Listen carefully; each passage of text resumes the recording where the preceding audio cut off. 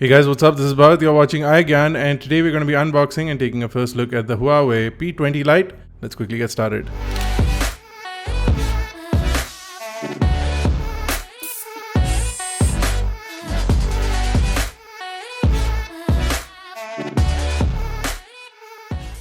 Now, it's been a while since the P20 Lite was launched in India, and it starts at a price of 19,999. Now, the phone is pretty standard for Huawei packaging, and the first thing inside the box is the phone itself. Also inside the box is a clear protective back case, a silicone case for the Huawei P20 Lite. Cases for the phone will not be available easily from the beginning, so this add-on free case is a good freebie inside the box. Also inside the box, you will get a pair of earphones, a wall charger, a USB Type-C charging cable, and a SIM ejector tool.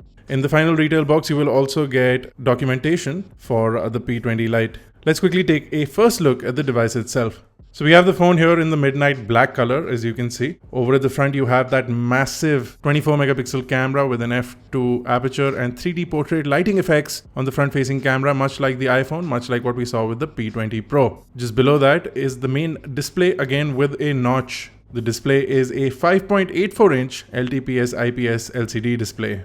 You do get a 2280 by 1080 pixel resolution, giving it a total of 432 pixels per inch. You can see that Android buttons are on screen in the front, and you do get a chin with the Huawei logo at the bottom. This time around, the fingerprint sensor has been moved to the back. If you look at the bottom of the device, you will see a 3.5mm headphone jack along with a USB Type-C connector. The main microphone and the speakerphone grill, they're quite close to each other. Over at the right side, you can see the power button and the volume buttons. There is no texture on the power button. It's quite easy to miss. So that is something that I'm definitely not happy with. On the top, there is a noise cancellation microphone. And on the left side is a SIM tray, which again is a hybrid SIM tray. So you can pop in either two SIM cards or one SIM card and one micro SD card. So over at the back, you can see the dual camera setup. This time around, no three cameras, only dual cameras. The primary camera is a 16 megapixel sensor with an f2.2 aperture, and the secondary camera is a depth sensor, which is just a 2 megapixel depth sensor. The P20 Lite captures 1080p video, whereas in the Pro format, you saw that you can capture 4K video.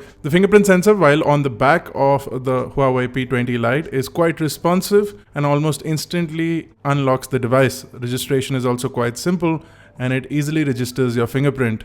Face unlock is also there on the P20 Lite, and again, registration is rather simple from the settings panel. And once it registers your face, you have two options: a direct unlock or a slide to unlock. And the slide to unlock almost immediately unlocks the device as well. And this can be a good option for those looking for a face unlock device, but this may not work really well in low light environments. Of course, we're going to be putting it to the test. In the P20 Lite, you do get the fingerprint sensor at the back. You can also see the LED flash just below the camera, and there is also a marking of a dual lens, which I would have been happy without. You do get your Huawei branding on the bottom left, much like the P20 Pro, but you're missing any Leica branding because the P20 Lite does not have Leica lenses. Now, with all that said, because of a slightly lesser size on the display, the phone is a lot more handleable, easier to hold, and feels nicer in the hand in comparison to the larger P20 Pro. For those who like large devices, the P20 Pro is obviously a great option, but it does strain your hands a little bit. The P20 Lite seems to be a really comfortable and compact option in comparison to the P20 Pro, which is slightly large and may be an issue for those with smaller hands. Also, if we compare both of these devices together, you will see that both of them are quite identical.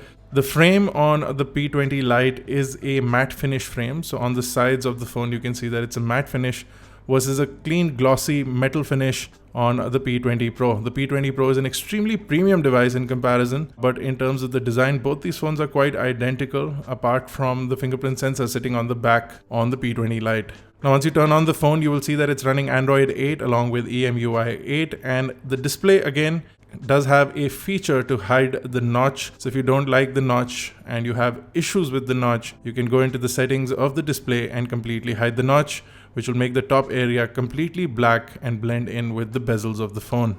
Now, with the exterior out of the way, on the inside you get a high silicon Kirin 659 chipset, which is an octa-core chipset with 4 cores at 2.36 GHz and 4 cores at 1.7 GHz. You also get the Mali TA30 MP2 GPU along with 64 GB of onboard storage and 4 GB of RAM. Now this phone, much like its elder sibling the P20 Pro, is all about the camera. So on the front you do get a 24 megapixel camera. Selfies taken by this are pretty impressive, and the camera interface is quite extensive. Much like the P20 Pro, you do get a beauty mode and a bokeh mode on the front. Plus you also get moving picture shots along with an AR lens camera, which allows you to add live filters onto the device or onto your face before you click a selfie, which is pretty impressive. You can change the background around and you can change the foreground around on your picture before you click it.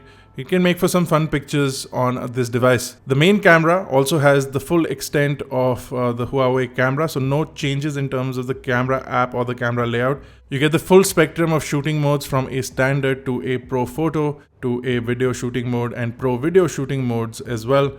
All of these can be controlled from the main camera app. Like I mentioned earlier, video resolution is kept at 1080p, but at the price bracket that it's at, I would have liked to see at least 4K on this device.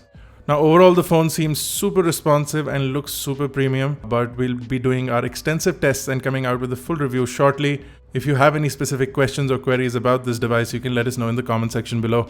We did run benchmarks out of the box and these are the results that we got.